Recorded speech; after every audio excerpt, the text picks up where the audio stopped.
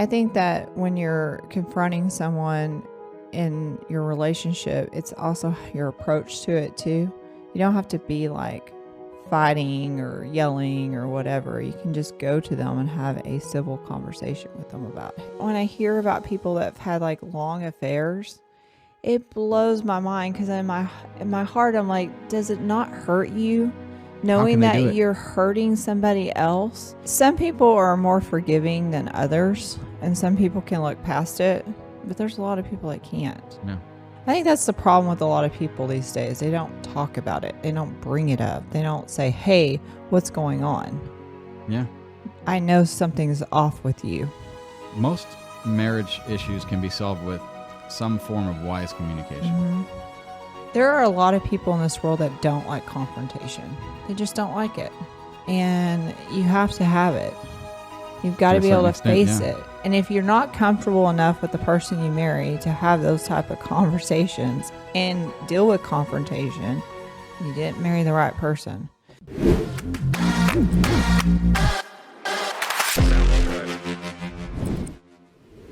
I said, my husband told me if he ever cheated on me, I better divorce him and not take him back, because if I did, he would be very disappointed in me. But then he says, you don't have to worry, I'll never cheat on you. He won't.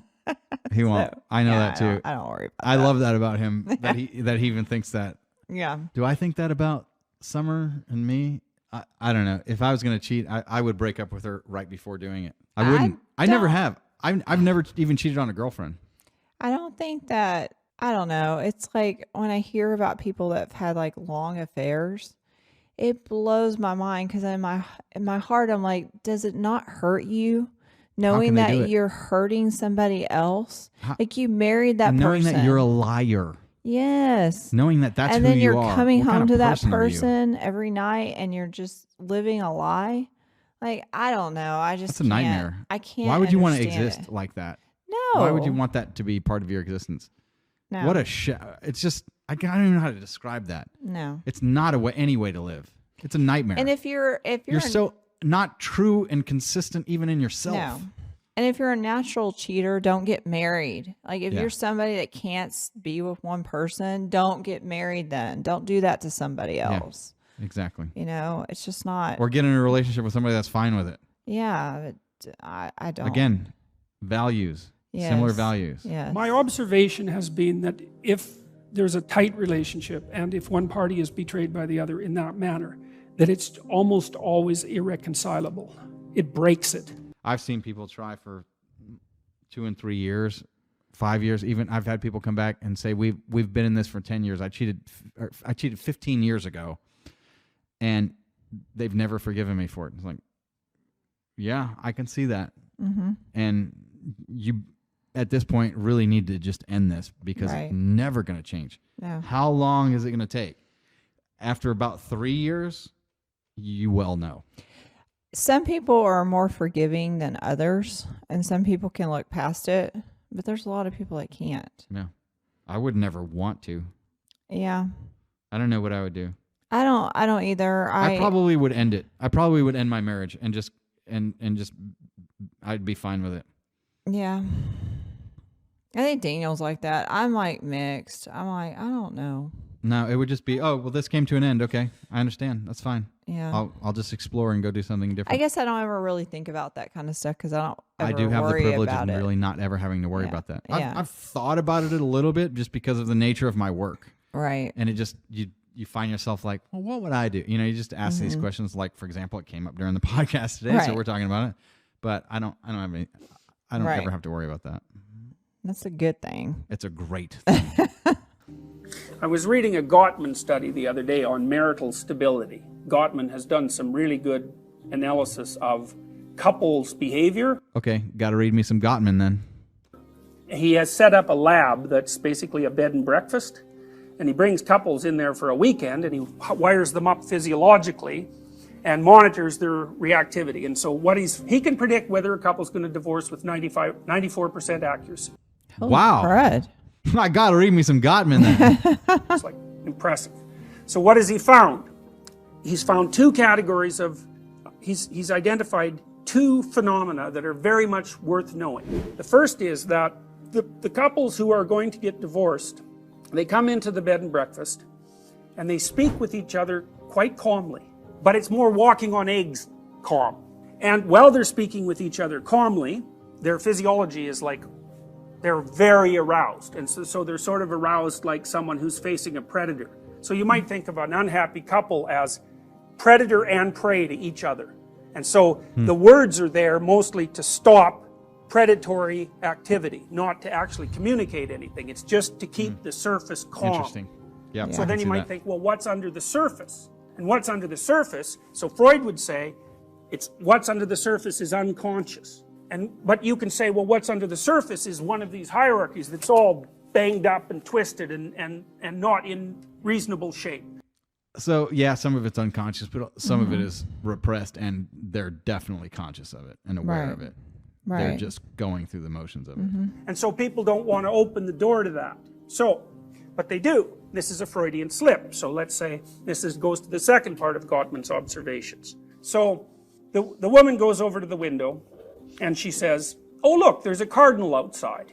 You know, cardinal is that bright red bird, they're kind of cool looking. Those around here. You know, it's kind of Beautiful. a trivial thing in some sense, but by the same token, it's like, it's a little positive thing, and blue jays around too. 20 of them in a day is a good thing. Okay, so then the partner, the husband in this example, has a 2x2 matrix of choices.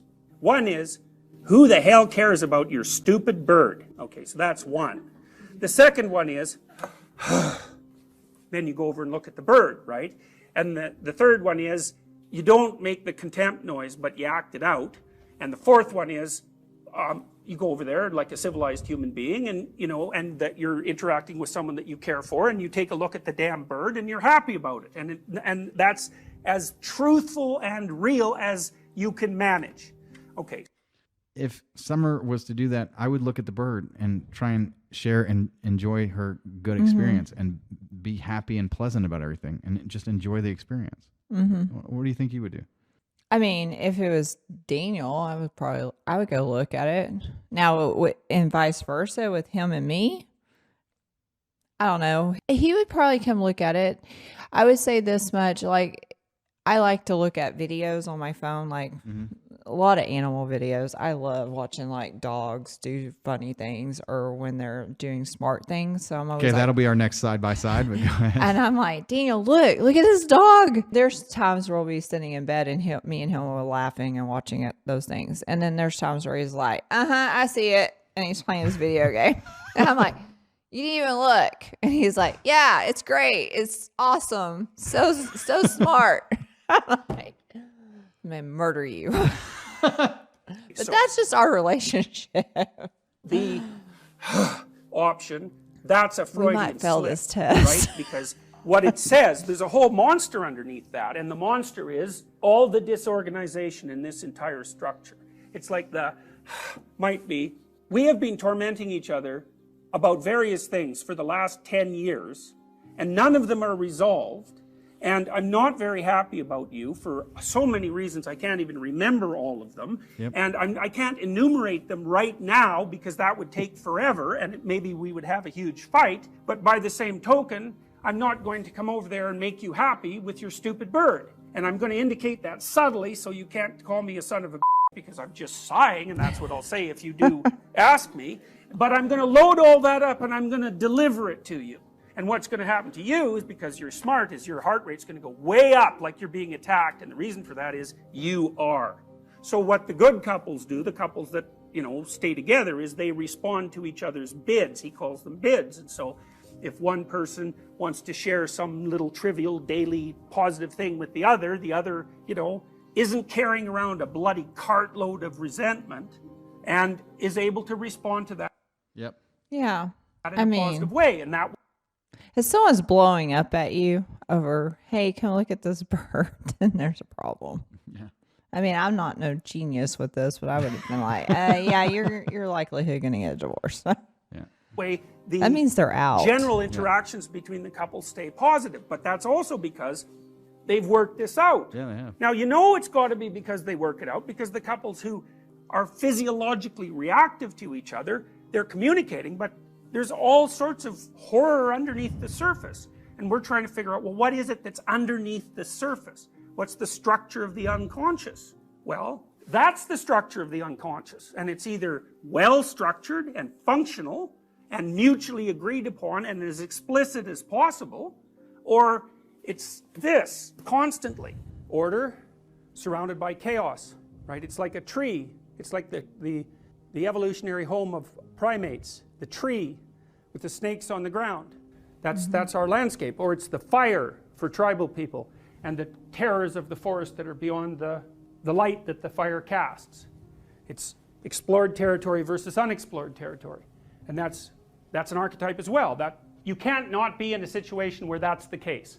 Even if you're among friends, you think that's explored territory. That's not exactly right, because what happens if you're among friends is that they carefully reveal new parts of themselves all the time. So it's like they're blasting little elements of unexplored territory at you constantly. And if they don't, then what happens? You get bored and you look for new people.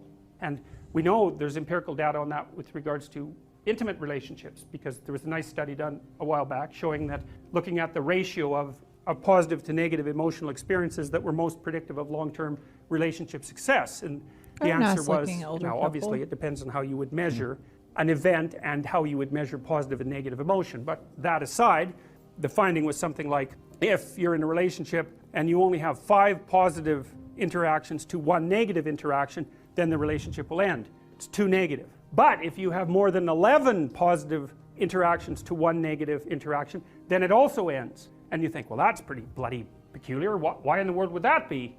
Don't you want like 100 to 1 positive to negative interactions?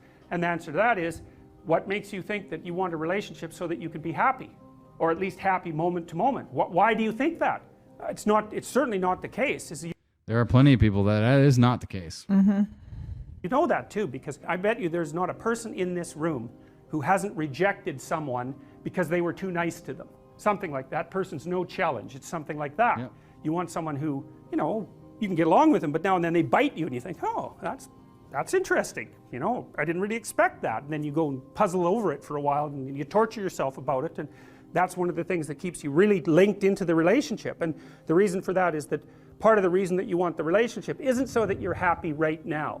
It's so that you can live a high quality life across multiple decades. And so you're looking for someone that you have to contend with, who's going to push you beyond what you already are, and who's going to judge you harshly often for your limitations. Now that'll make you angry and all of that, and resentful, and maybe you'll take your revenge and all of that. Don't take your revenge though, and expand your limitations, grow. Right. But you don't want yourself. Someone who thinks you're perfect in your current form, partly because why would you want to go out with someone that deluded?